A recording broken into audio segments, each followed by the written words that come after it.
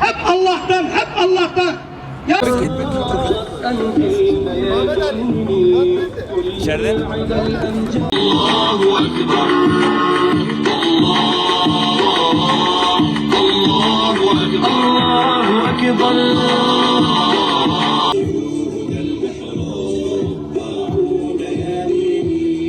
ve sahbihi ecmaîn.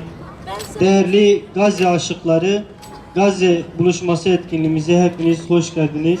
Allah sizlerden razı olsun inşallah. Euzu billahi mineşşeytanirracim. Bismillahirrahmanirrahim. Subhanellezî esrâ bi'abdihi leylen minel mescidil haram.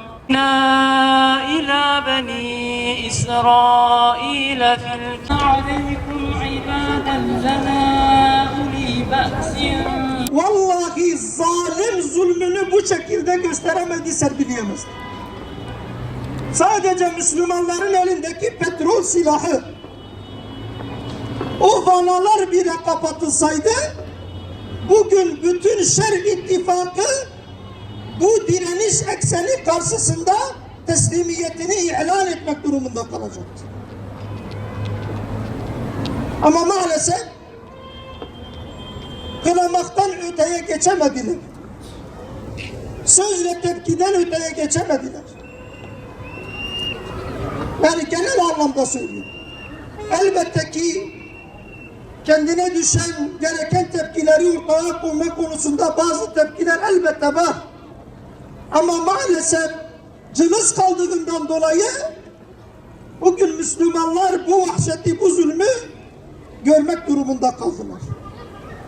Rabbim bütün idarecilerimize izzet bahşeylesin. Rabbim onların uyanışına vesile olsun inşallah. Yine Gazze Mektebi bizlere şunu öğretti.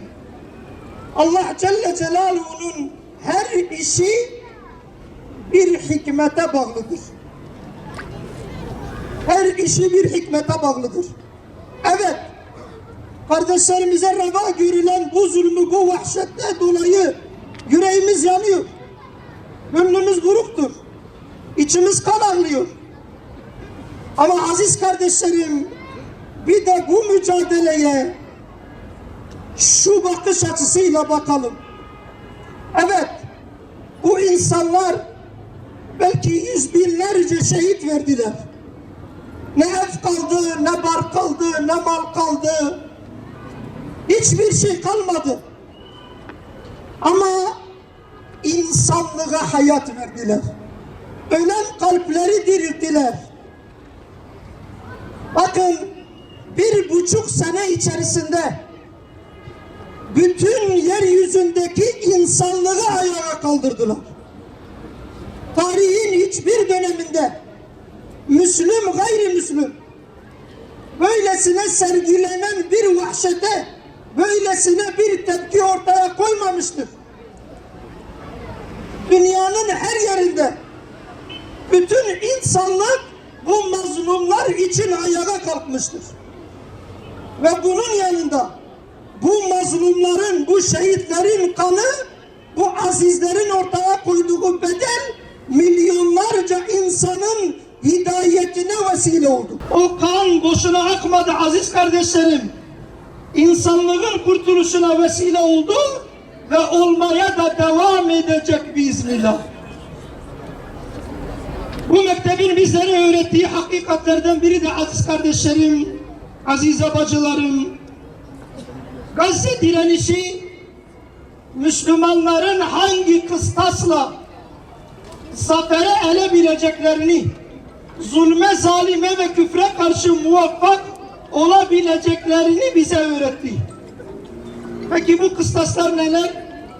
Bunlardan birincisi, salih amelle taçlandırılmış bir iman. Salih amelle taçlandırılan bir iman kemalete erer. Kemalete eren iman insanlığa rahmet olur. Zalime karşı da muzaffer kılan. İkinci olarak Allah'a ve Resulüne tam bir teslimiyet ve itaat.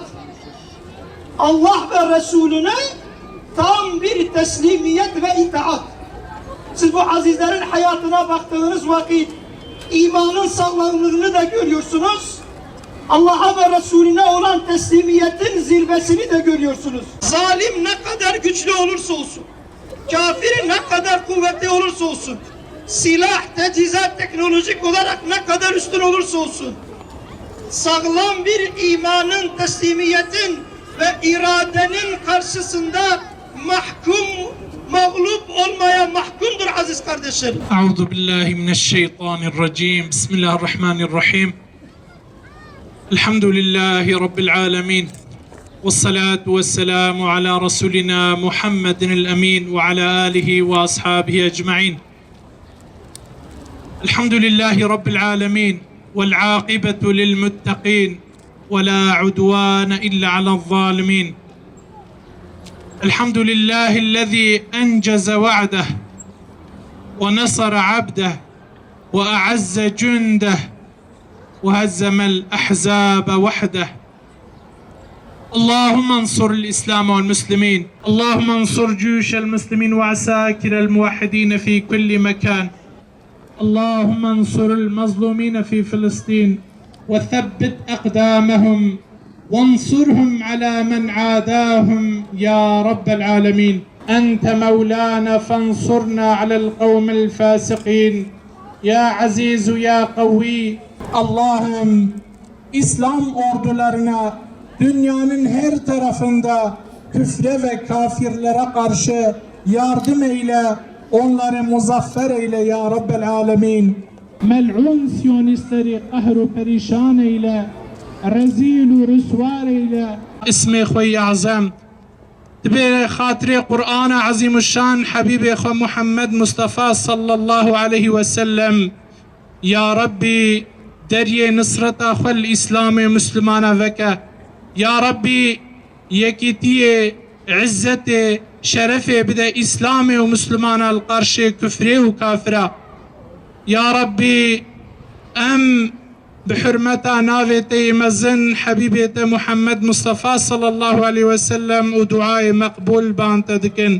يا ربي تنصرت يبدأ برايمي فلسطين وغزة يا رب العالمين.